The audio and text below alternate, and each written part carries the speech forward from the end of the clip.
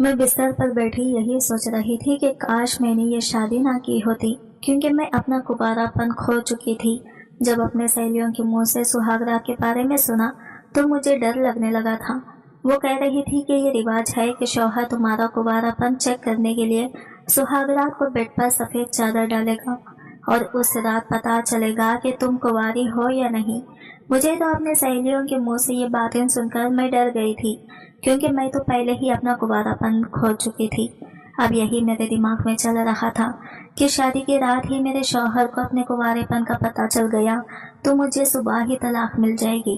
اب یہی سوچ سوچ کر میرا دل بیٹھا جا رہا تھا۔ تھوڑی ہی دیر گزری تھی، شوہر ہاتھ میں سفید چادر پکڑے کمرے میں داخل ہوا۔ اس کے ہاتھ میں سفید چادر دیکھ کر میں تو کانپ رہی تھی۔ یہ کمرے میں داخل ہوتے ہی مجھ سے کہنے لگا، ادھر صوفے پر بیٹھ جاؤ، بیڈ پر یہ سفید چادر بچھانی ہے۔ میں مرے قدموں سے جا کر صوفے پر جا کر بیٹھ گئی۔ اب میرا دل بہت زوروں سے دھڑک رہا تھا۔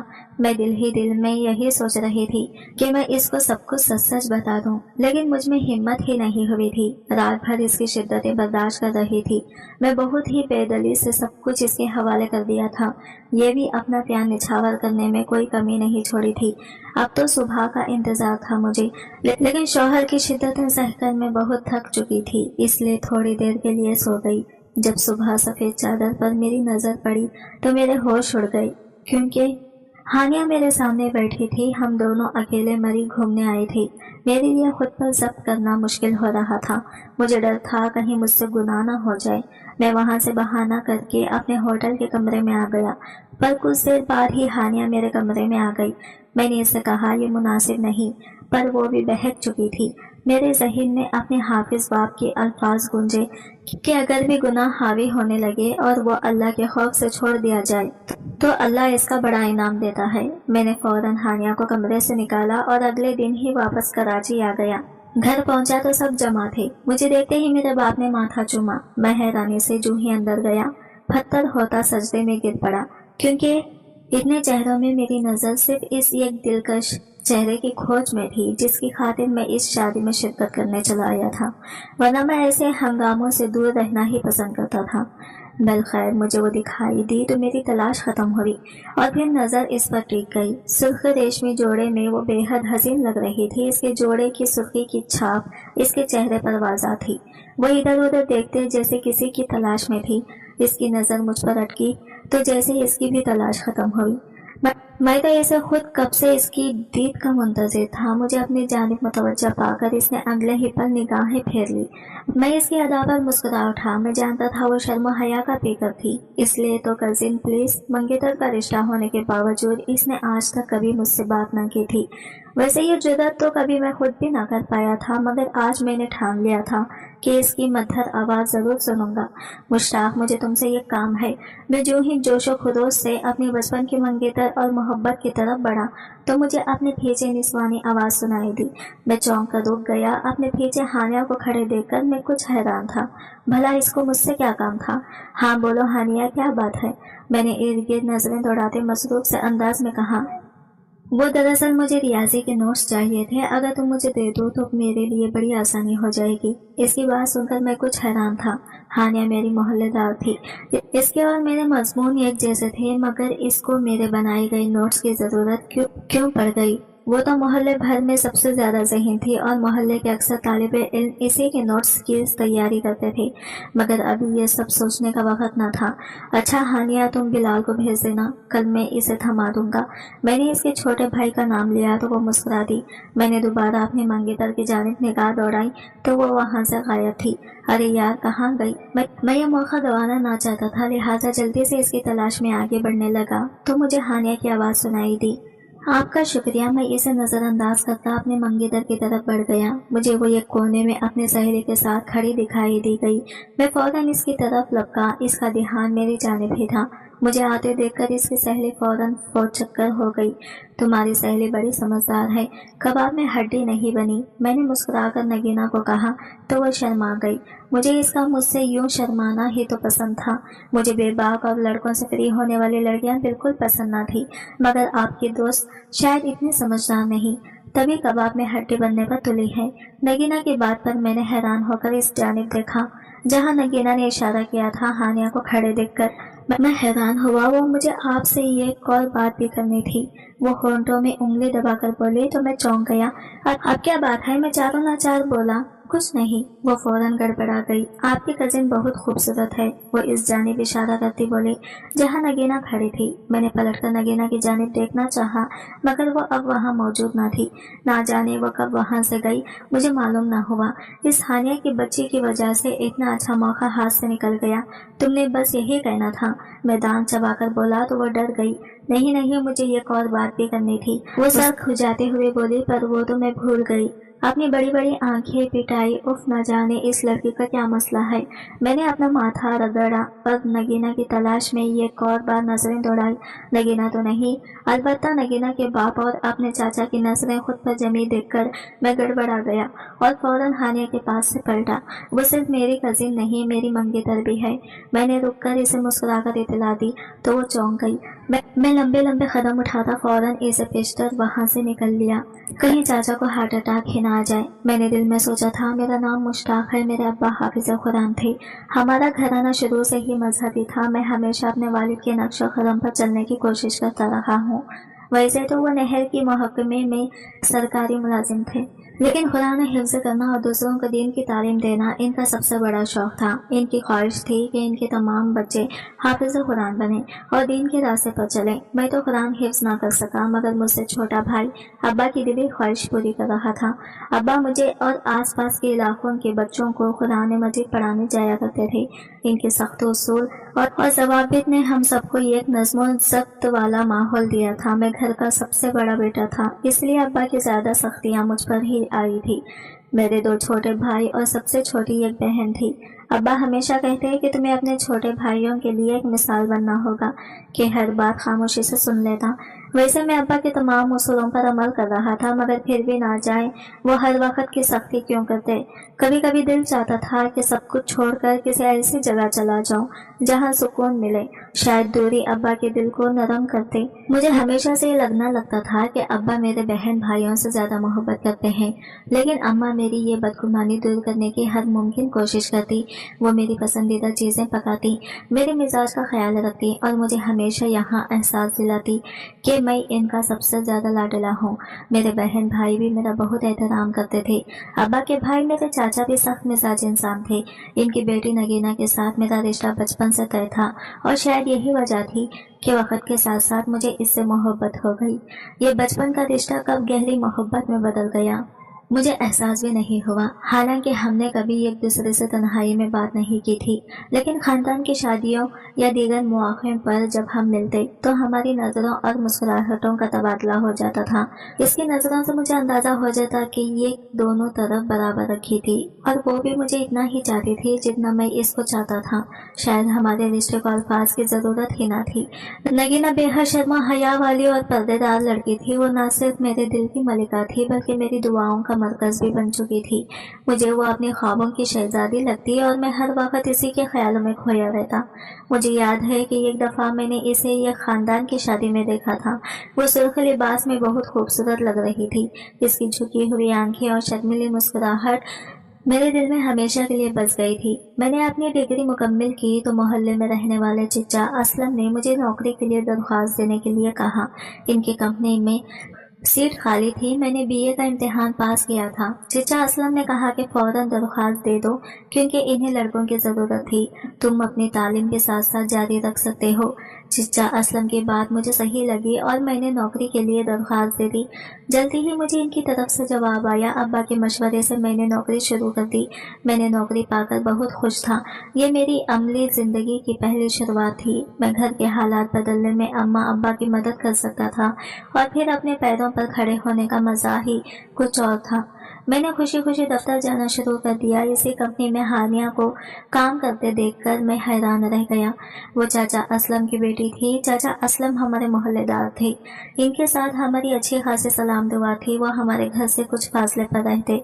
इससे पहले हानिया और मेरी ज्यादा बातचीत नहीं होती थी, बस आते जाते सलाम दुआ हो जाती। हानिया एक शौको चंचल और बातूनी लड़की थी। वो मेरे इस दफ्तर में नौकरी मिलने पर बेहद खुश हुई थी और इसने खुशी का इजहार भी कर दिया। वो बेतकल्लुफ होने वाली लड़की थी। जबकि मैं शर्मीले मिजाज का इंसान था। मेरी ज्यादा जल्दी ना तो किसी से दोस्ती हो पाती और ना ही मुझे दोस्ती करने का शौक था, लेकिन एक साथ दफ्तर में काम करने से हमारी अच्छी दोस्ती और कुछ बेतकल्लुफी हो गई, और इसका ज्यादातर क्रेडिट हानिया की बातूनी और शौकत चंचल शख्सियत को जाता था। वो भी अपनी तालीम मुकम्मल कर रही थी और अपने शौक की वजह से नौकरी कर रही थी। वैसे भी दफ्तर का माहौल ही ऐसा था कि सभी एक दूसरे से बेतकल्लुफ थे, सब मिलकर एक टीम की तरह काम करते। हानिया मुझसे पहले से वहाँ काम कर रही थी, इसलिए इसने काम को समझने और माहौल में सेटल होने में काफ़ी मदद की थी। मैंने अपनी पढ़ाई के साथ साथ जारी रखी और नौकरी को भी वक्त देने लगा। अब मुझे इस बात की खुशी थी कि मैं 4 पैसे कमाने के काबिल हो गया था और घर में अम्मा को भी खर्चा देने लगा और अक्सर अपनी बहन भाइयों की फरमाइश भी पूरी करने लगा। अरे तुम अभी तक गई नहीं। एक रात में दफ्तर का काम निपटाकर बाहर निकला तो हानिया को परेशानी में बाहर खड़े देखकर कुछ हैरान हुआ। वो बार बार अपने घड़ी की जानिब देख रही थी। पता नहीं रिक्शे वाला अभी तक आया नहीं। मैंने इसको 8 बजे का वक्त दिया था। इसने परेशानी से अपने कलाई पर बंधी घड़ी देखते हुए कहा तो मैं कुछ चौंक गया, क्योंकि आज दफ्तर में मामूल से ज्यादा देर हो गई थी। अमूमन हमारा दफ्तर 5 बजे तक बंद हो जाया करता था, मगर आज हमें जरूरी काम करने के सिलसिले में देर तक रुकना पड़ा था। अब तो बहुत रात हो गई है, तुम घर कैसे जाओगी? आओ मैं तुम्हें छोड़ देता हूँ। मैंने इसे पेशकश की तो वो खुश हो गई। अरे हाँ, ये तो मुझे ख्याल ही नहीं आया। मैं इतनी देर से परेशान हो रही थी, पहले ही तुमको कह देती। वो जल्दी से मेरी बाइक पर चढ़कर पीछे बैठ गई। अजीब सा लगा, क्योंकि ये पहली दफा था कि मैंने किसी लड़की को अपनी बाइक पर यूं बिठाया था, मगर मजबूरी थी। वो मेरे घर के करीब ही तो रहती थी और मैं इस तरफ जा रहा था और मुझे इसको यहाँ अकेला इतनी रात को छोड़कर नहीं जाना चाहिए था। लिहाजा मैंने बाइक स्टार्ट की और इसे लेकर चल दिया। रास्ते भर में वो खुशी से मुझसे बातें करती रही। मेरी हैरत की इंतहा न रही जब इसने मेरे कंधे पर हाथ रखा। मैं लड़कियों की ऐसी बातों को ज्यादा पसंद नहीं करता था, क्योंकि मुझे खुद इन सब चीजों में दिलचस्पी नहीं थी, मगर हानिया बेतकल्लुफ किस्म की लड़की थी। मैंने इसे कंधे से हाथ उठाने के लिए नहीं कहा, क्योंकि मुझे लगा कि शायद वो बुरा मान जाएगी या वो मुझे तंग ज़हीन या तंग नजर समझेगी। इसलिए मैं चुपचाप बाइक चलाता रहा और इसको घर के दरवाजे पर छोड़कर अपने घर चला आया। ये काम सी बात थी। मैंने इसे सिर्फ हमदर्दी में लिफ्ट दी थी, लेकिन मुझे नहीं पता था कि यहाँ मुसीबत इतनी बड़ी बन जाएगी। मेरे रिश्तेदारों में से ना जाने किसने ये सब देख लिया। इसे मेरे चाचा को जाकर बात बढ़ाकर बयान की और चाचा ने फोन करके अब्बा से शिकायत लगा दी। अब्बा ने मुझसे पूछा तो मैंने अब्बा को साफ साफ बता दिया कि रिक्शे वाला इसको लेने नहीं आया था, तो इसलिए मैंने इसे घर छोड़ दिया। इसमें बड़ी बात क्या है? मेरा इसके साथ कोई चक्कर नहीं। मुझे लगता है तुम इसको पसंद करने लगे हो। अब्बा मुझ पर शक करने लगे थे। मुझे अब्बा के यूं शक करने पर बेहद दुख था। मैं इनको अपनी वजाहत दे चुका था, मगर फिर भी इनको मेरी बात पर यकीन न था। अगर अपने माँ बाप ही यकीन न करते तो और कौन करता। चचा अगले दिन ही आ गए। मैंने मुनव्वर की शादी में भी इन दोनों को आपस में फ्री होते देखा था। चाचा की बात सुनकर मैं सख्त परेशान था।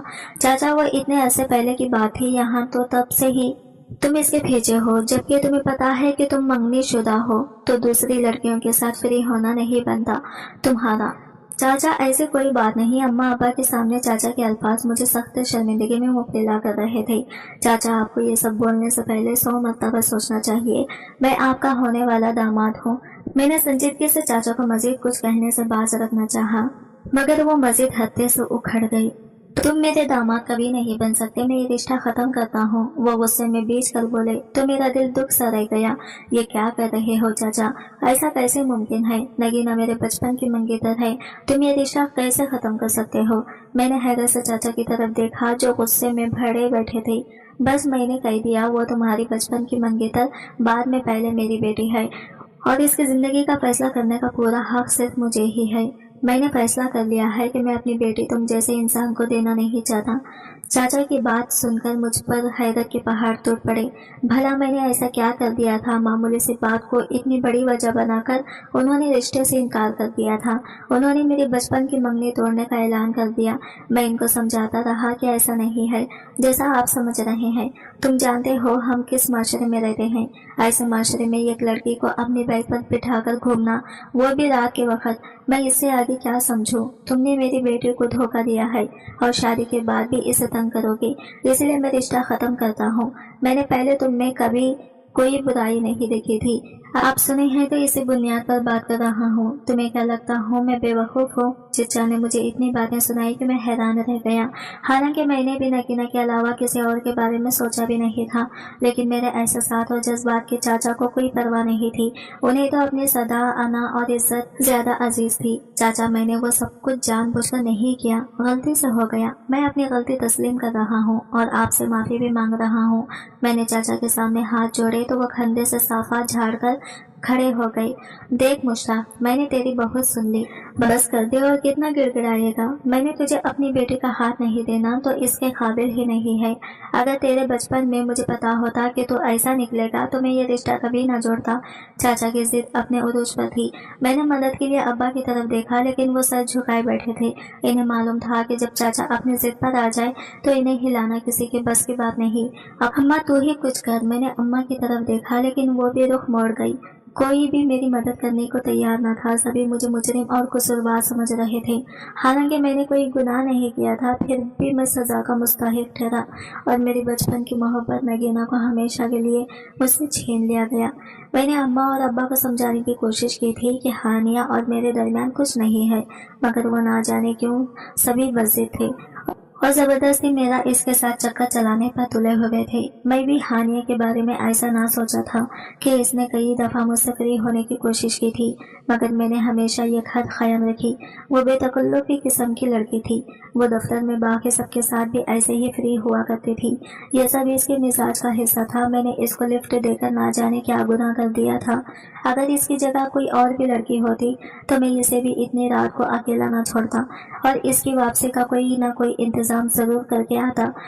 मगर ये बात मैं अम्मा, अब्बा और चाचा को समझाने से खासिर था। मुझे अपनी मंगनी तोड़ने का बेहद दुख था और दुख की शिद्दत इस बात से भी ज्यादा थी कि कसूर मुझ में नहीं बल्कि दूसरों की सोच में था। अगर मैं वाकई गुनहगार होता तो शायद ये दुख कम होता, लेकिन मैं बेगुनाह था। मैंने हर मुमकिन कोशिश की कि मैं अपनी बेगुनाही का सबूत दे सकूं, मगर नमी ने मेरी बात पर यकीन नहीं किया। अभी मैं एक नौजवान लड़का था और मुझे इस कदर मुश्किलात का सामना था कि सोचना भी मुश्किल था। मेरी मंगेतर नगीना मेरे बचपन की मोहब्बत थी और मैं इसे इतनी आसानी से खोना नहीं चाहता था। वो मुझे दिलो जान से अजीज थी।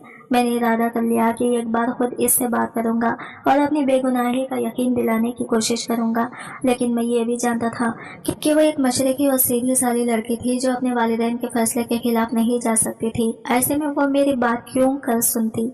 मगर फिर भी मुझे अपनी किस्मत आजमानी थी। मैं हाथ पर हाथ रखकर नहीं बैठ सकता था। मैंने हानिया को भी अपनी मंगनी टूटने की बात बता दी। वो मेरे दुख पर दुखी हुई, लेकिन जब मैंने इसे बताया कि मंगनी टूटने की वजह वो खुद थी तो वो हैरान रह गई। वो बेयकीनी से बोली, ऐसा कैसे मुमकिन है? मैंने तो कुछ नहीं किया। मैंने तुम्हें सिर्फ एक दोस्त समझा था। मेरा ऐसा कोई इरादा नहीं था, ना मेरे दिल में कोई ऐसी बात थी।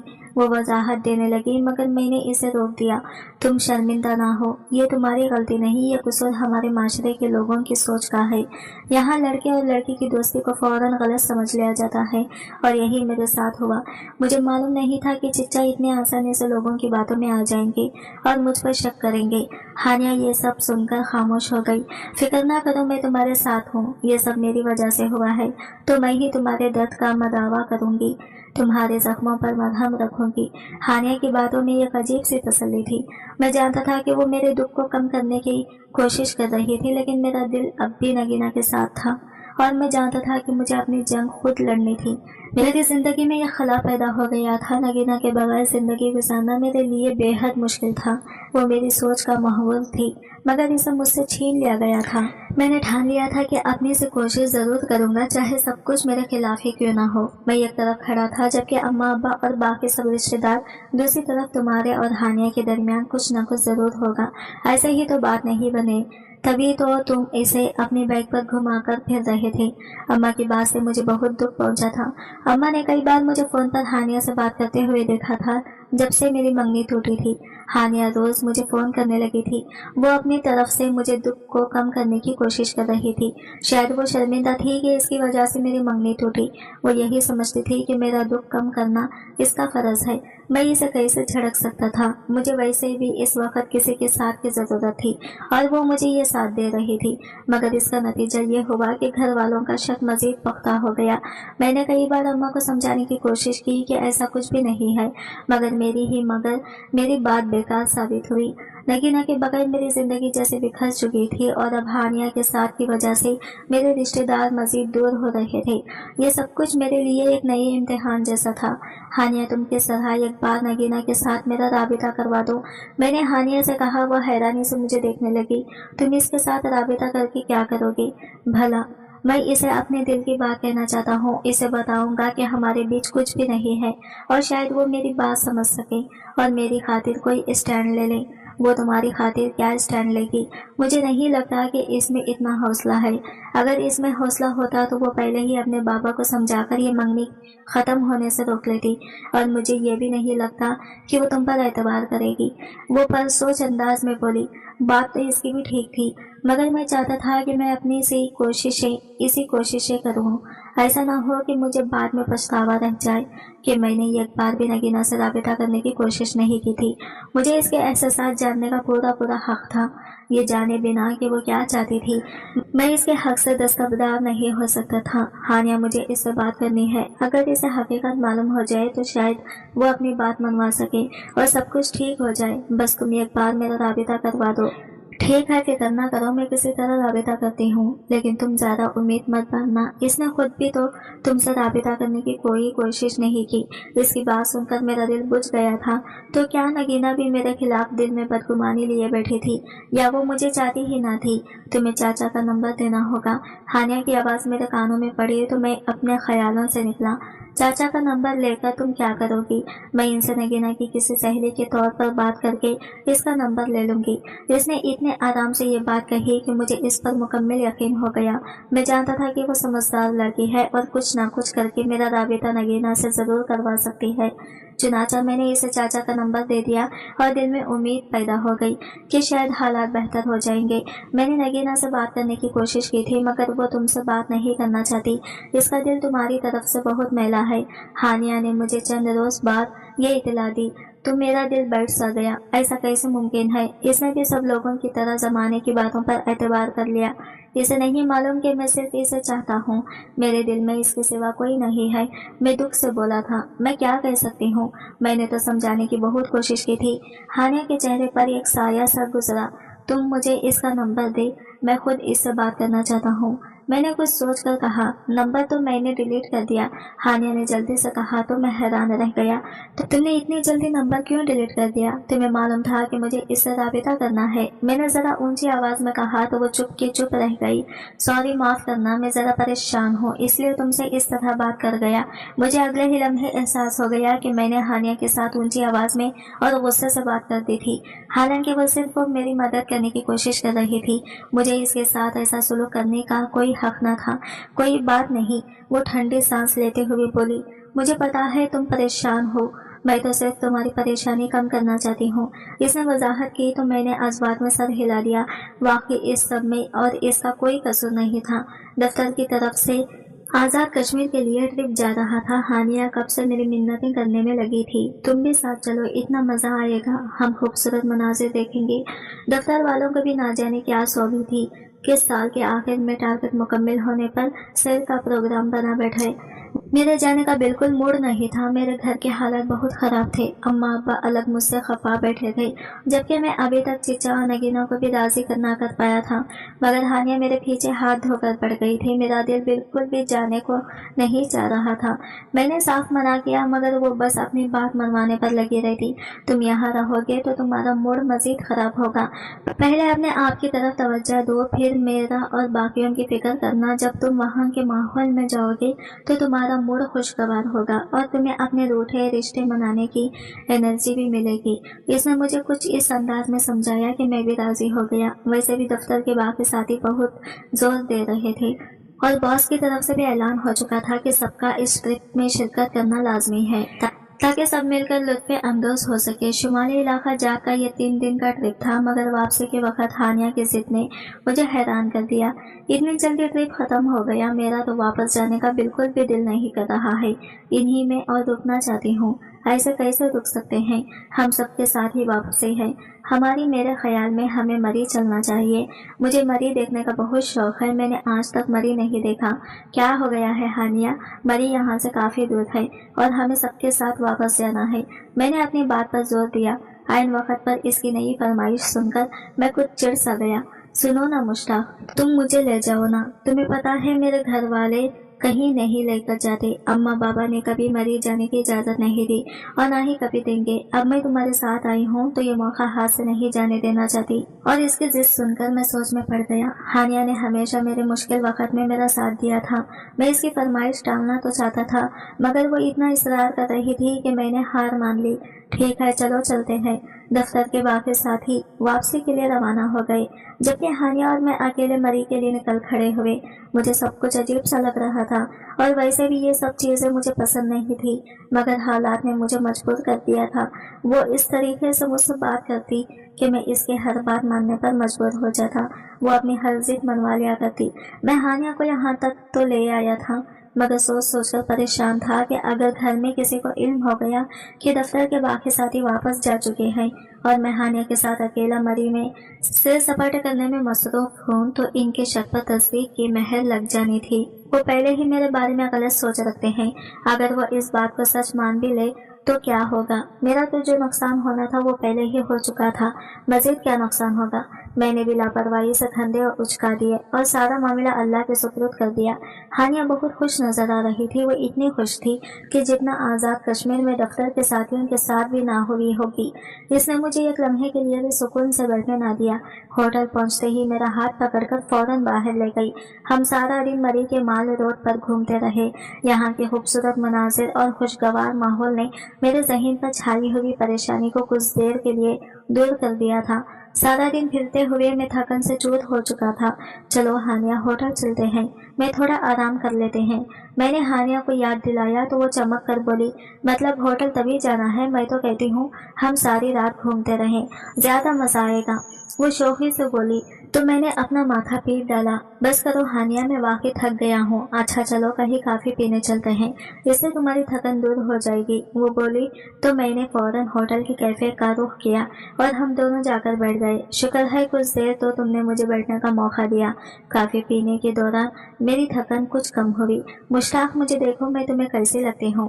ہانیہ نے اچانک پوچھا تو میں چونک گیا۔ وہ میرے سامنے بیٹھی تھی، اس کی آنکھوں میں عجیب سی چمک تھی۔ کیوں، کیا ہوا؟ میں اس کے سوال کا مطلب سمجھ نہ پایا تھا۔ تمہیں پتا ہے میں تمہیں پسند کرتی ہوں، تم سے محبت کرنے لگی ہوں اور تم سے شادی کی خواہش رکھتی ہوں۔ مجھے لگا تھا کہ تم مجھ سے اپنی محبت کا اظہار کرو گی، مگر تمہارے انداز تو کچھ اور ہی لگ رہے ہیں۔ لیکن کوئی بات نہیں، اظہار تم نے کیا یا میں نے، ایک ہی بات ہے۔ وہ ایک ہی سانس میں سب کچھ کہہ گئی اور میں حیرت سے اسے دیکھتا رہ گیا۔ میں نے بھی ہانیہ کو اس نظر سے نہیں دیکھا تھا، لیکن اس وقت وہ اپنے جذبات کا کھل کر اظہار کر رہی تھی۔ اس کے الفاظ میرے دل پر اثر انداز تھے، مگر میرے لیے یہ بہت اچانک تھا۔ میں نے اس کی بات سن کر نظریں جھکا لی۔ ایک طرف میں نگینہ کی محبت میں گرفتار تھا جو میرے بچپن کا چھین لیا گیا تھا، اور دوسری طرف خواب تھی جس کو مجھ سے ہانیہ تھی، جس کی وجہ سے میری بچپن کی منگنی ٹوٹی تھی۔ اب وہ خود ہی مجھ سے محبت کا دعوے کر رہی تھی۔ میں عجیب کشمکش میں پڑ گیا تھا۔ مشتاق مجھے مایوس مت کرنا پلیز، وہ بے بسی سے بولی اور میرا ہاتھ اپنے ہاتھ میں لے لیا۔ اس کی آنکھوں میں ایک عجیب سی اپیل تھی جسے میں نظر انداز نہیں کر سکتا تھا۔ ہانیہ مجھے سوچنے کا موقع دو، میں نے کانپتی آواز میں کہا۔ میں ہانیہ کو ابھی کوئی مثبت جواب نہیں دینا چاہتا تھا۔ مجھے اس کے بارے میں، اپنے احساسات کے بارے میں خود بھی معلوم نہ تھا۔ وہ زندگی سے بھرپور سمجھدار لڑکی تھی، مگر میں نے ابھی تک اس کو اس نظر سے نہ دیکھا تھا۔ میں نے اپنے دل میں صرف نگینہ کی تصویر چھپکا کر رکھی تھی۔ ابھی تک ہانیہ میرے دل میں قدم نہ جما پائی تھی۔ ہانیہ میرے قریب سرک آئی، میرے بازو میں اپنا بازو ڈال کر میرے کندھے پر سر رکھ دیا۔ مجھے معلوم ہے تم بھی مجھے چاہتے ہو، بس اقرار کرنے میں دیر لگا رہے ہو، وہ سرگوشی میں بولی تو میرا دل بے قابو ہو کر دھڑکنے لگا۔ اس کے بدن سے اٹھتی خوشبو نے میری بے چینی کو بڑھا دیا تھا۔ میرے لیے خود پر قابو رکھنا مشکل ہو رہا تھا اور مجھے ڈر تھا کہیں میں اپنے اصولوں سے نہ ہٹ جاؤں۔ مجھے نیند آ رہی ہے ہانیہ، بہتر ہوگا کہ تم بھی آ کر سو جاؤ، کل صبح سویرے کراچی کے لیے نکلنا ہوگا۔ میں بہانہ کر کے اٹھ کھڑا کیا ہوا اور فوراً اپنے کمرے میں آ گیا، مگر کچھ دیر بعد ہانیہ بھی میرے کمرے میں چلی آئی۔ ہانیہ تم اپنے کمرے میں جاؤ، یہ سب مناسب نہیں۔ میں نے اسے سمجھانے کی کوشش کی مگر وہ وہی بستر پر بیٹھ گئی۔